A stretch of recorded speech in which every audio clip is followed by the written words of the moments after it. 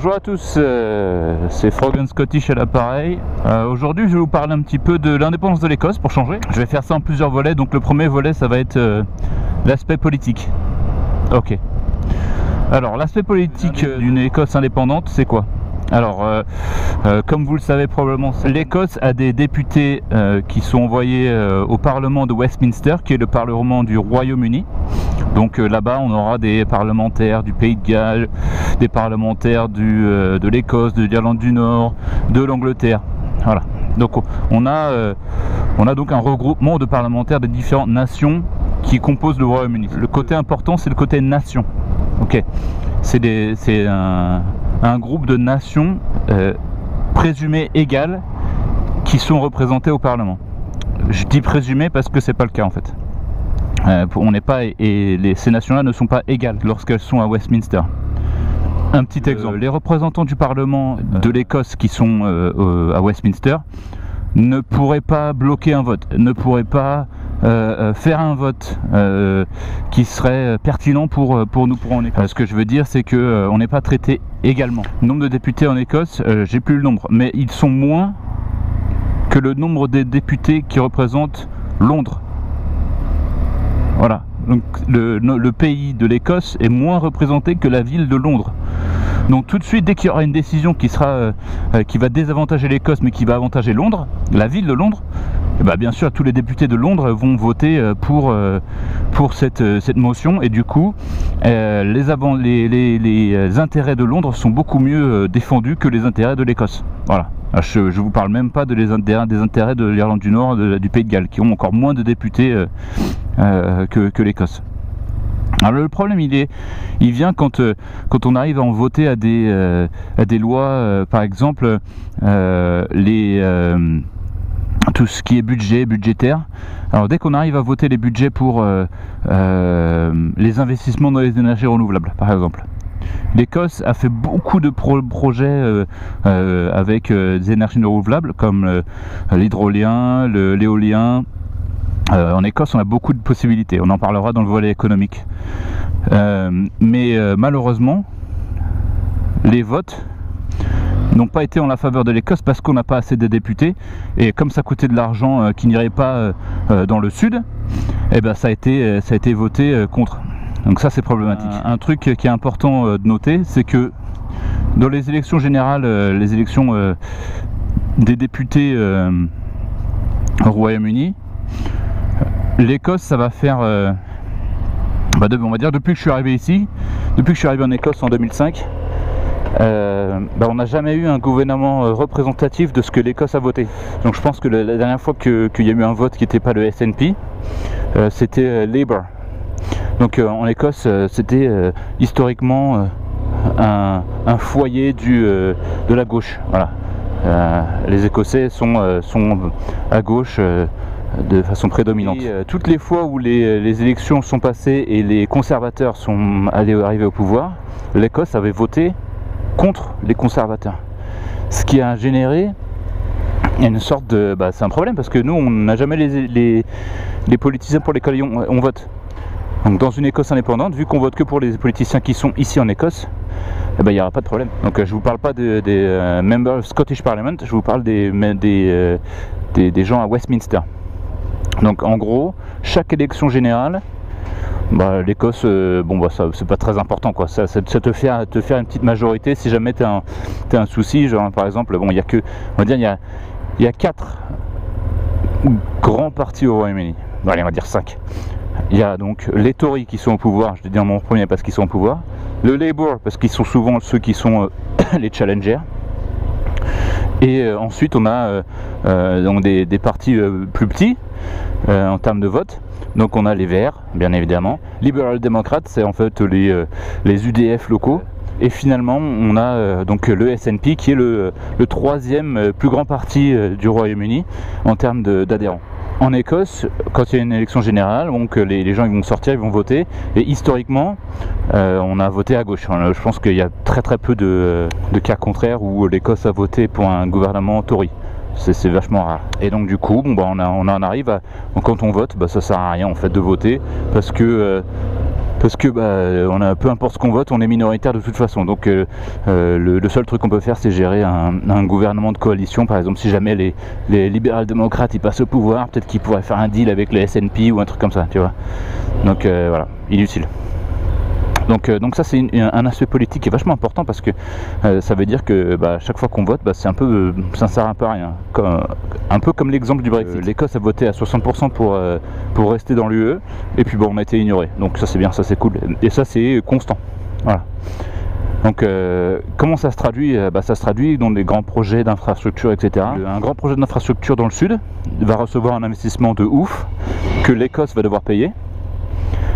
Donc l'investissement il se fait pour le sud, c'est je crois le High Speed Railway, en fait c'est les trains à grande vitesse dans le sud qui relient, je crois que c'est Londres à Manchester. Donc génial, hein, super, très beau projet d'infrastructure, ça va apporter du boulot dans le sud, ça va mettre une meilleure connectivité dans le sud, connexion entre les grands hubs dans le sud.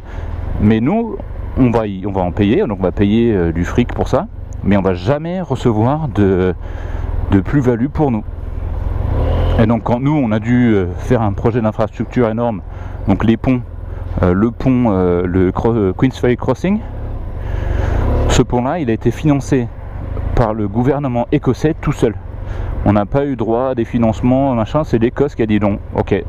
Vous faites votre train à grande vitesse dans le sud, nous on va être obligés de trouver des fonds, on va investir autre part. Bon, ce qui est, dans un côté c'est bien parce qu'on a fait notre truc qu'on voulait. Et de deux, c'est bien parce qu'on a prouvé tu veux traverser? Non, tu veux pas traverser? Ok. On a prouvé qu'on pouvait faire des projets tout seul. Donc vous dites, alors c'est quoi le problème? Le problème c'est qu'on a quand même dû payer pour l'infrastructure à Manchester, quoi. Et ça, c'est moyen, je trouve.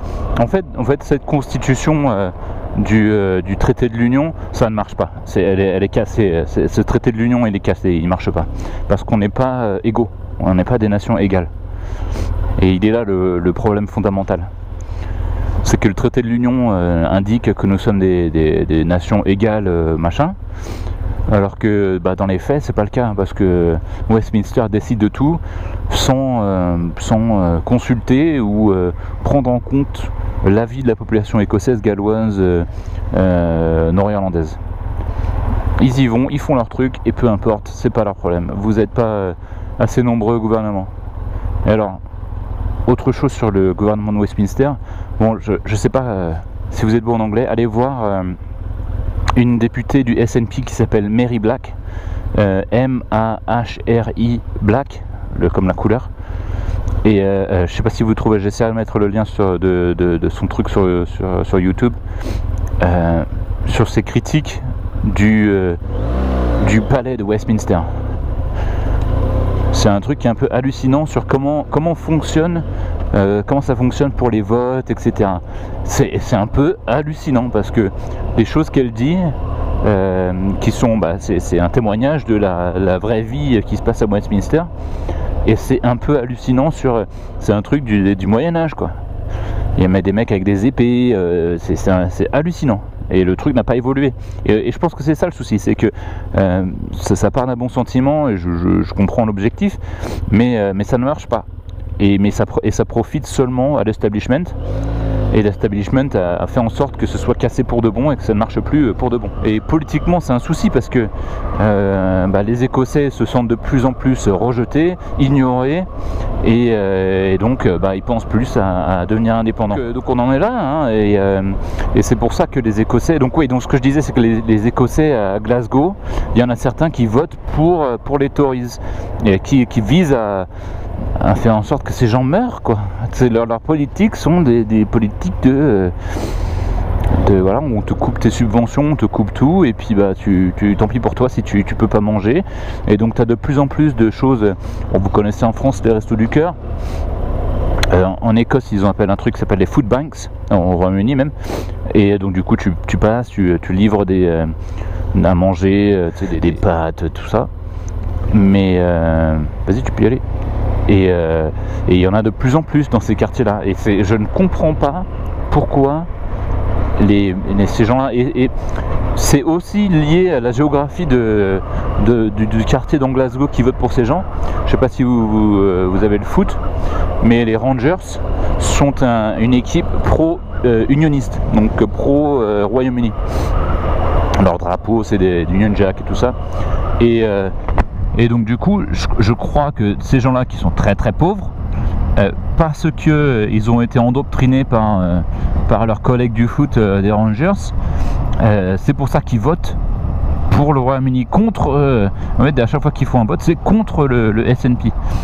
Et ce qu'il faut se dire, c'est que dans une Écosse indépendante, il y aura probablement, je dis probablement, plus de SNP dans sa forme actuelle.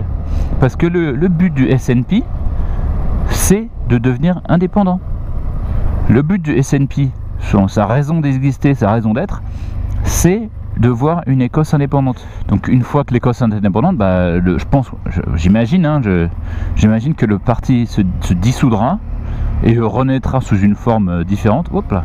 Et ce sera exactement les mêmes politiciens, machin, mais ce sera plus un parti pour l'indépendance, ce sera un parti de milieu gauche en Écosse. Et il y a beaucoup de gens en Écosse qui votent contre l'indépendance parce qu'ils pensent que c'est voter contre le SNP et ils se tirent une balle dans le pied.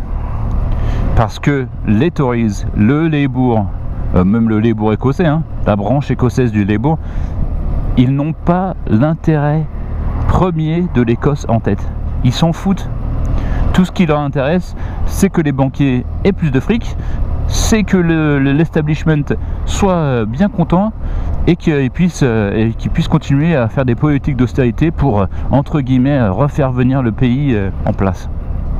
Donc bon, c'était un peu, c'est ma première vidéo pro-indépendance, le premier volet du côté politique. Les autres volets seront un côté économique. Ensuite, on aura un côté nature, énergie renouvelable et tout ça. Ensuite, on aura le côté global, l'aspect relations internationales. Voilà. Donc, je vais essayer de mettre ça en place dans les prochains jours, sachant qu'on est le 1er décembre, il va commencer à faire moche, plus moche que d'habitude. Sur ce, merci beaucoup pour m'avoir suivi et puis hasta la vista, baby.